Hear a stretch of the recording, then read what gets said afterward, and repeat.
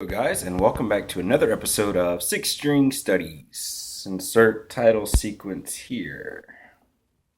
Anyway, today we're going to learn about the C chord. I feel this is probably one of the better chords to learn first. Because it's an open chord. There's no need to bar your finger or anything. We'll get into bar chords later. It's an open chord. It's all natural notes. There's no sharps or flats in the notes that are going to be played here. It only involves 5 strings. You don't have to worry about this top string. And it spreads your fingers out just enough to get them to work out, but not to where it's like, just hurting so much. So anyway, without further ado, this is the C major chord. All right, now we're going to build it 2 different ways, and I'll go over some things that will kind of teach you the better way to play it to where it's not any kind of like hiccups or muted strings or buzzy strings or anything like that. First way you can build it, actually first things first, we're going to use 3 fingers. And your index finger is going to be on the 1st fret of the B string. That's the 2nd string up, okay? It's the B string. Your middle finger will be on the 2nd fret of the D string. That's your 4th string. And then your ring finger will be on the 3rd fret of the A string, okay? Now, you can build it from index finger to ring finger or ring finger to index finger. We'll go over each one. First, your thumb. I want to keep it about the middle of the neck. See, I was kind of able to free float. For this chord, I usually have my thumb about where the headstock is, okay? So it's a little further up the neck, but it's not high and it's not low. It's still in the middle of it. It's just closer to the headstock. It just allows me to stretch these fingers a little bit. And another thing you want to do, this is a little tip, keep your nails short.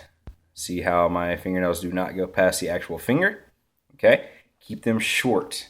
If you have longer nails, they can break.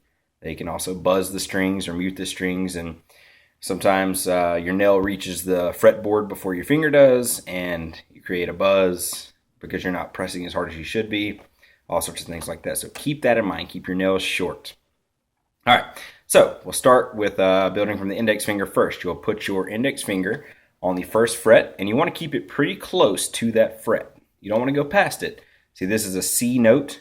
It's a B string, 1st fret. So if you go up 1 semitone from B, you've got C. Okay, now if you go anywhere past that fret bar, okay, the fret, you go to a C sharp. And you don't want to do that. Just stay here. Okay, it's okay if you're within that square. There are some chords where you can't get that close to the fret, such as, well, I don't know, we'll go there. But that's okay. When you can, stay as close to that fret as possible. It helps out with sustain, it helps out with the integrity of the note, and it keeps it from going too sharp, too flat, anything like that. So index finger, pointer finger on the 1st fret of the B string. That's a C note, okay? Now, we're going to leave that G string open, no fingers on it. Your middle finger will go to the 2nd fret of the D string. All right, that's an E note. All right, see my thumb still in the middle here. And then my ring finger will be the 3rd fret of the A string. That's a C note, okay? And we will strum from that C note, which is on the 3rd fret of the A string. So we're going to strum from the A string down, okay? So build index finger, middle finger, ring finger. And again, if your ring finger doesn't stretch as far as mine, it's okay if it's back here for now. You want to get as close to the fret as possible, but if you can't, that still makes a C chord, see? But you want to kind of get it snug towards that fret if you can.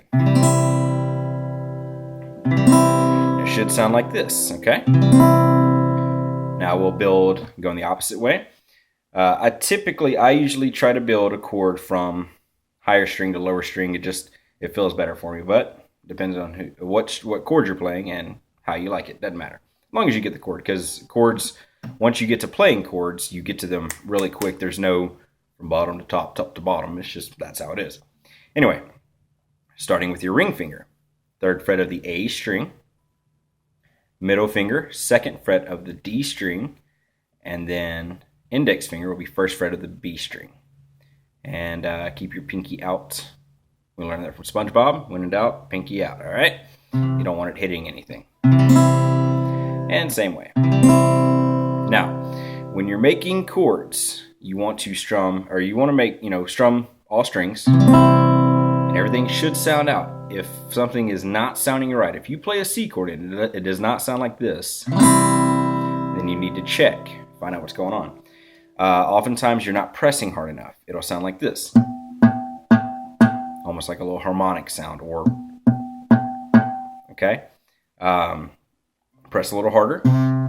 If you're hearing a little buzz, you're almost there. It's buzzing against the fret. Press a little harder. You'll have a nice round sound coming out of that string, okay?